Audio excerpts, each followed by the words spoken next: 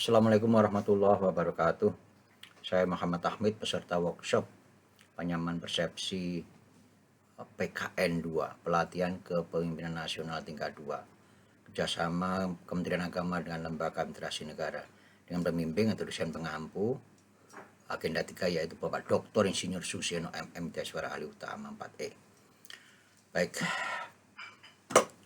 berikut akan saya sampaikan delivery strategi tentang belajar agenda 3. Sebagai pendahuluan, ada sekian dasar hukum yang melandasi adanya pelatihan ini, yakni mulai dari Undang-Undang Nomor 5 Tahun 2014 tentang Aparatur Sipil Negara, ada PP, ada Permen Pan RB, ada Peraturan LAN 5 dan 6 terutama ini tentang penyelenggaraannya.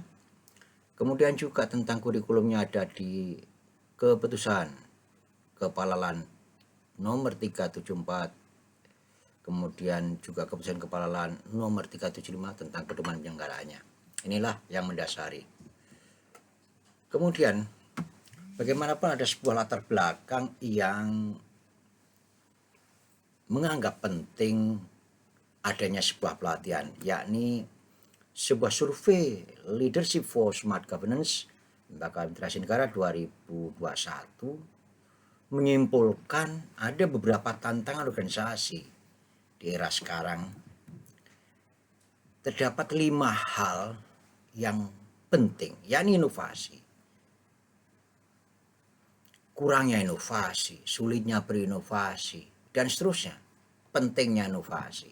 Kemudian ada tuntutan digitalisasi, termasuk tantangan pengembangan SDM juga, tuntutan pelaksanaan cara kerja yang efisien juga, dan juga bagaimana membangun kemampuan kolaborasi dan mempengaruhi, itu tantangan semuanya. Nah, untuk menjawab tantangan itu tentu tidak mudah dan penting untuk dijawab, yakni sebagai aparatur sipil negara harus memiliki kompetensi berpikir inovatif, memiliki mindset berkembang, memiliki etika, integritas, berpikir sistemik, dan seterusnya, sampai kepada bagaimana seorang pemimpin mampu memimpin transformasi digital. Itulah kompetensi yang diperlukan untuk menjawab tantangan-tantangan itu. Nah, Lembaga Administrasi Negara sudah menetapkan Grand Design pelatihan struktural kepemimpinan. Dalam hal ini kita akan fokus kepada effective leader, yaitu pemimpin eselon 2 dulu disebutnya, sekarang jabatan pimpinan tinggi Pratama. Nah, jabatan pimpinan tinggi Pratama itu antara manajerial dan leadership beda, yakni hanya 40% manajerialnya, leadershipnya 60%, artinya lebih banyak kepada leadership. Kemudian kompetensi apa yang dibangun dalam rangka pelatihan ini? PKN 2 ini intinya adalah kepemimpinan strategis, yakni kepemimpinan yang mampu membangun sinergi antar unit, antar stakeholder, mampu juga menjadi motor penggerak perubahan strategis di instansinya, dan juga memiliki karakter yang terbuka, mampu mengelola keragaman. Dan akhir-akhir ini mencuat, makin menghangat adanya pelatihan, pentingnya pelatihan sosial kultural, dan juga di Kementerian Agama sendiri ada penguatan moderasi beragama.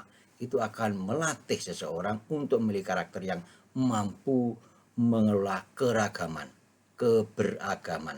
keberagamaan termasuk di dalamnya. Nah, itulah sekelumit pendahuluan yang mendasari pentingnya pelatihan kepemimpinan JPT Pratama ini. Kemudian delivery strategi yang kita ingin sampaikan adalah tentu akan menyesuaikan dengan model pelatihannya, yakni apa sih jalurnya dan bentuknya seperti apa. Nah, jalur itu ada 2, klasikal non klasikal, tidak lagi tren sekarang, yakni yang tren adalah blended learning, yakni gabungan antara keduanya. Dan LAN sudah memutuskan yang akan dipakai ke depan adalah blended learning. Bisa juga klasikal, bisa juga distance learning. Ada persyaratan khusus ya, atas persetujuan tertulis dari Lembaga Administrasi Negara. Baik, lalu bagaimana blended learning itu? Nah, ini beberapa tahapan learning journey dari blended learning itu, khususnya untuk PKN 2. Jadi yang ada hijau-hijaunya ini adalah pembelajaran klasikal, kemudian mandiri, kemudian e-learning. Nah, bagian kita Widya Suara e-learning ini. Di sana ada sinkronus dan asinkronus. Ya. Kemudian pembangunan komitmen bersama dan seterusnya sampai klasikal lagi. Kemudian juga seminar di sana, aktualisasi, dan juga seminar akhir pembelajaran klasikal lagi di ujungnya. Baik, outputnya apa saja? Tentu outputnya yang kita hasilkan dari pembelajaran e-learning, tugas kita Widyaswara itu outputnya banyak kali. Tapi yang utama adalah yang panah-panah kuning ini, rancangan proyek perubahan. Kemudian setelah diseminarkan lalu dilaksanakan, yakni pelaksanaan proyek perubahan. Kemudian hasilnya disusun laporannya, yakni seminar proyek perubahan. Bukan hanya itu, tapi banyak juga yang output-output yang lain, misalnya saja hasil-hasil tugas individu kelompok, kemudian pemetaan sikap perilaku, kemudian laporan visitasi, kemudian juga policy brief, itu juga hasil-hasil dari pelatihan ini. Nah, apa saja materinya? Agenda 3 ini yang ada panah hijau ini, ada 4 materi: manajemen strategi, sektor publik, isu strategis, marketing sektor publik, dan kemitraan pemerintah dan swasta, public private partnership. Ini tertuang dalam keputusan Kepala LAN 374 tentang kurikulum. Nah, kemudian kita akan fokus kepada masing-masing materinya, yakni misalnya sekarang pembelajaran strategis sektor manajemen, strategi sektor publik, mohon maaf.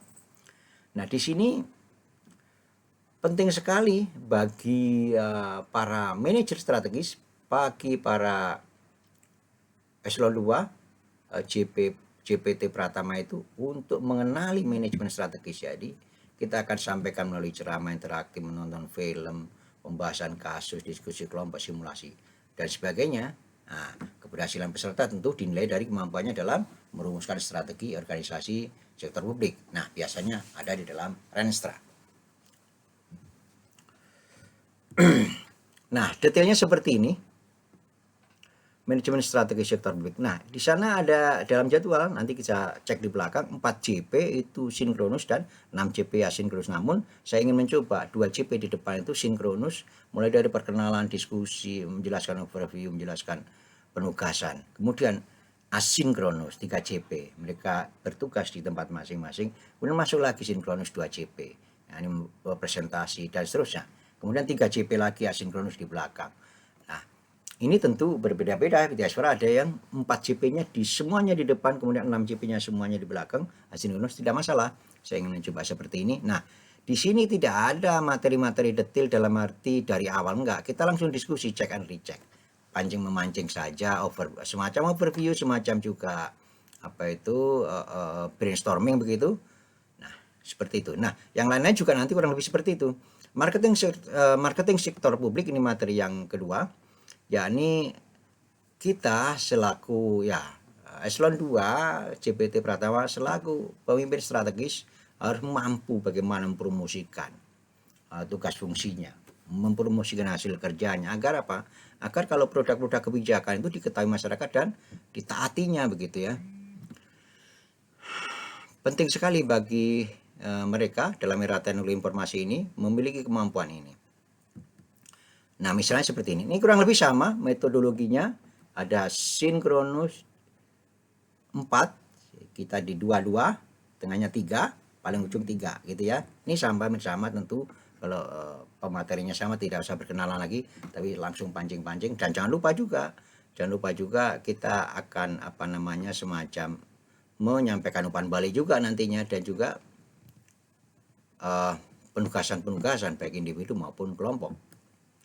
Materi berikutnya adalah public private partnership. Di sana ada konsep P3, teknik analisis P3 dan program P3-nya. Nah, di Indonesia juga, dan ada juga beberapa materi yang dari negara lain. Nah, di Indonesia itu pentingnya adalah agar makin menjadi budaya bahwa tentu tidak ada ekosektoral lagi, tidak ada sektor yang paling unggul, tapi penting adanya public private partnership. Kenapa? Karena sektor swasta dianggap banyak SDM, dianggap termasuk dana dan seterusnya. Nah, dengan demikian tujuan organisasi makin cepat tercapai, begitulah. Nah, detailnya seperti ini hampir sama dengan tadi, namun ini hanya hanya sinkronusnya hanya 3 CP, kemudian asinkronusnya 5 CP ya. Pembagiannya seperti tadi. Kemudian isu strategis. Isu strategis ini biasanya disampaikan oleh para pakar, para tokoh, para profesional dan para pejabat tinggi. Nah, ini biasanya disampaikan di jadwal-jadwal awal. Widya Suara jarang menyampaikan ini. Nah, Widya Suara itu harus mampu juga mengolah kelas. Walaupun kelasnya daring, kita simulasikan. Misalnya, diskusi pendalaman itu menggunakan konsep problem based learning, PBL. Ya, penting karena mereka sudah orang berpengalaman, tidak perlu kita mencekoki materi-materi yang sifatnya baru begitu ya, karena kita tinggal mengolah saja. Maka problem based learning itu lebih bagus daripada kita teoritis saja. Nah, problem itu bisa dari mereka, dari kita, Widya Suara, dan juga kita optimalkan materi-materi dengan cara selalu up to date begitu ya, mencari berbagai buku dari internet, dari jurnal dan seterusnya. Kemudian kita terapkan perspektif manajemen strategis untuk bagaimana menyusun manajemen strategis dalam menyelesaikan program begitu ya.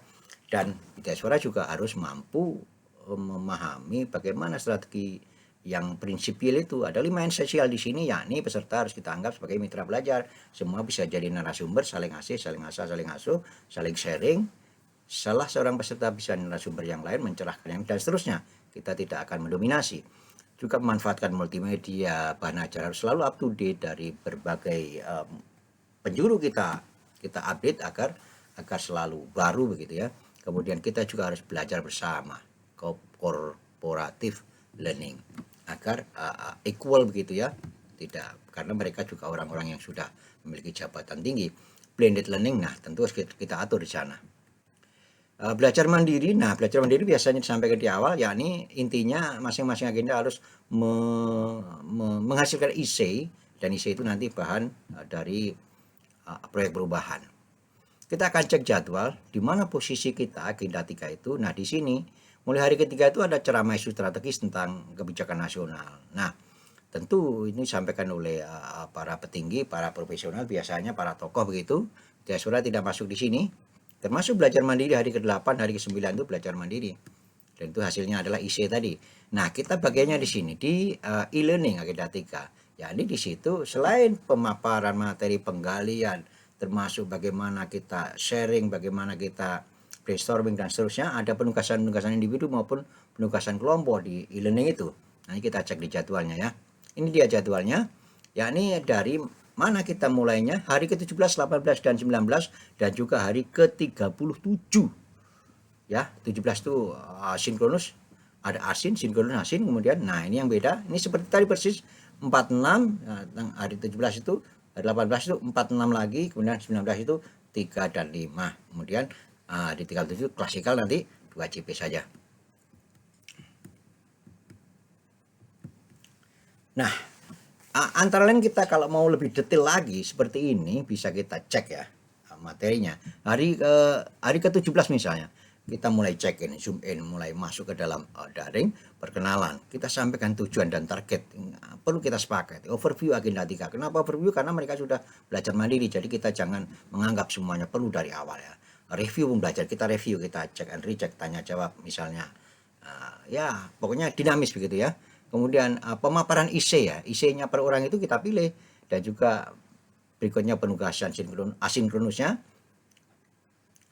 dan berikutnya lagi hampir sama seperti itu. Asinnya itu ada tugas kelompok. Tanggal 18-nya demikian kurang lebih, tanggal 19-nya juga, tanggal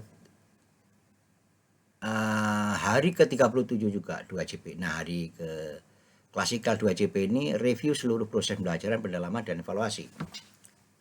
Harus kita sampaikan juga di ujung 2 CP akhir itu, kita sampaikan juga, kita koneksikan kepada proyek perubahan masing-masing. Dan jangan lupa setiap pertemuan itu kita cek and recheck tugas individu maupun tugas kelompok. Harus dibahas, karena menugaskan tanpa dibahas tentu tidak banyak manfaatnya. Klasikal kedua ini kita akan fokus pada agenda ketiga, yakni pembelajaran diarahkan untuk mendalami kegiatan diagnosa solusi kreatif dengan menerapkan kemampuan marketing sektor publik dan kemitraan juga. Pembelajaran diarahkan untuk mendalami bagaimana seorang pemimpin strategis mempraktekkan kemampuan marketing sektor publik dan juga kepemimpinan kewirausahaan. Nah, misalnya ini, seperti ini. Seperti ini adalah detail dari 2JP terakhir ya. Salam, itu nggak penting lagi bagi perkenalan, membangun hubungan beserta karena sudah cukup lama terjeda ya antara hari 19 sampai ke 37 ini, bagaimana kita mencairkan lagi suasana, lalu kita sampaikan lagi. Kemudian pendalaman kegiatan diagnosa dan solusi kreatif ini arahnya tentu sudah diagnosa solusi kreatif ini ke arahnya ke proyek perubahan ini. Juga bagaimana menerapkan kemampuan pemasaran marketing sektor publik dan kemitraan juga. Berbagi pengalaman mempraktikkan kemampuan pemasaran sektor publik dan review dan pembulatan materi, salam, lalu kemudian penutup. Inilah terakhir ya, 2JP terakhir. Saya kira demikian, kurang lebihnya mohon maaf presentasi saya tentang strategi delivery PKN 2 agenda 3. Saya Muhammad Hamid. Terima kasih. Assalamualaikum warahmatullahi wabarakatuh.